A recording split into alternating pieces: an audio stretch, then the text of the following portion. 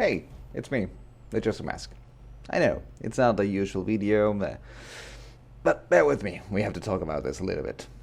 So, as you may have heard before, this is not a subject I really wanted to talk about. In fact, this is not really a subject I know much about.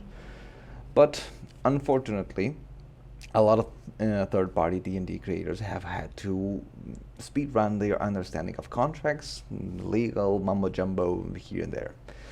Because, of course, we are talking about the OGL 1.1. As you might have noticed, my channel is actually minuscule. I do not have a real presence in the community of the D&D content creators so far. But I am trying, I'm building, I'm doing my best. And because of that, I want to make my voice heard. I want to voice my opinion in the subject. And this is an attempt to reach Wizards of the Coast and Hasbro. And if we're lucky enough, if we all band together in all of this thing that's going on, we might just make them listen. Who knows? If we work hard enough, we might pull a Sonic all together, and it might happen again.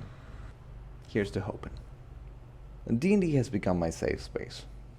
For a long time in my life, it has been my safe space. And I have found friends in this game that have helped me change my views in life, how to improve myself. And even though we do not talk as much as we used to, they have helped me so much. And later down the line, it even helped me bond with my younger brothers because they rekindled my love for the game. Thanks to D&D, I have found the love of my life. I have found my passion for game design. I have found my jobs, because all of my jobs that I have ever gotten in the gaming industry were thanks to my 3D sculptures, and those were nothing but my attempt to making monsters for my own games. During the pandemic, D&D has become a place in which we can all meet friends, old and new, real or even NPCs. Saying TTRPGs have influenced my life, it's an understatement, and I imagine just how many others people must have been affected by this just as I was. We have grown as a community in a way that it's unparalleled, and all of that is thanks to third-party content creators. For the last 20 plus years, they have been polishing the game, nurturing it, making it so that it appeals to a more specific audience or a specific campaign. And the way that some dungeon masters make their own rules, their spells, their monsters, it's all catered for a specific table each and every time. Even some pre-written campaigns out there have been subject to change to appeal to a broader audience. Some lore channels were born, and they have analyzed in astonishing detail all that is to know about the game. But wherever there is a plot hole, wherever there is a blank that nobody filled, they do it themselves. They fill it with what they think is the most reasonable thing, and that's homebrew. Let us not forget about the plethora of content that has been created with the objective of making the experience better. Not just the game, but the experience for everybody else. Like how to help you with story writing, how to help you with note-taking, how to help you with role-playing, how to help you with everything that you want. You name it, it's out there. Anybody has made a video about it. I'm not saying that in a bad way, on the contrary. I'm so proud of the community and how it has worked hard to help one another to have fun. Like, that's the point of everything. We all are helping one another to have fun. And that's why it pains me to see this supposedly leaked OGL, if you can even call it that. I hope in my heart of hearts that they put it back, but it's horrible. I mean, it's hard to think how they're gonna fix this. Keep in mind, I am no lawyer, and I am no legal expert. It is no legal advice in no way, shape, or form.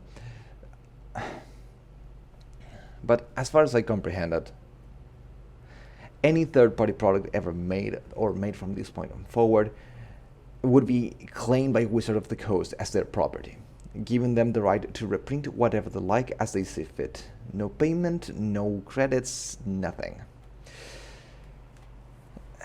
And there's also this tyrannical percentage of revenue that they would claim once they reach a threshold of 750,000 USD dollars.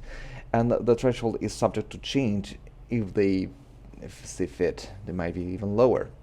A lot of third-party creators have stopped their work because of the fear of this development, and it's understandable.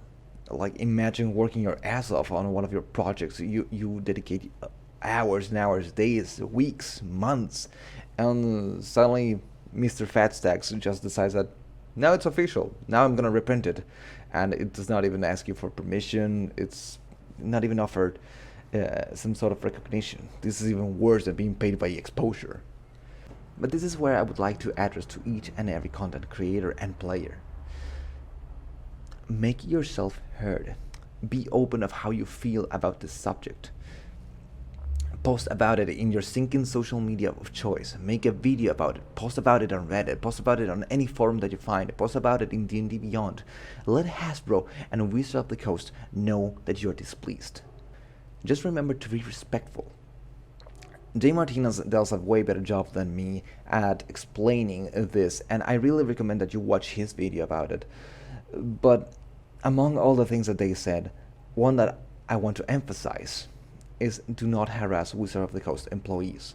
It is not their fault, and I am sure they are suffering just as much as we are in this whole thing.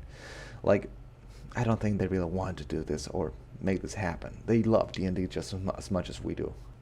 At least I'm sure most of them do. And to the creators out there, please do not stop creating.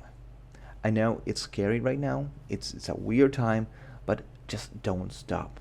And if you want to be safe about that, if you want to be safe about the whole situation, consider exploring other systems, other games. There's absolutely nothing limiting you to homebrew content for other systems. If you would like to learn more about the whole OGL drama, I recommend this video of Nerd Immersion. He does a really good job explaining the whole subject and analyzing the content of the OGL that came out in this supposed leak. And I will also be adding each link that I can find about the subject in the description, so you can better inform yourself. The last time the Wizards of the Coast attempted to do something like this in the evil old days of 4th edition, Pathfinder was born. History is doomed to repeat itself, so if they do dare to pull this forward, we can just walk away. We can make a new system. We can adapt an old one. We can grow on things that already exist or create new. We will be okay. That's the point.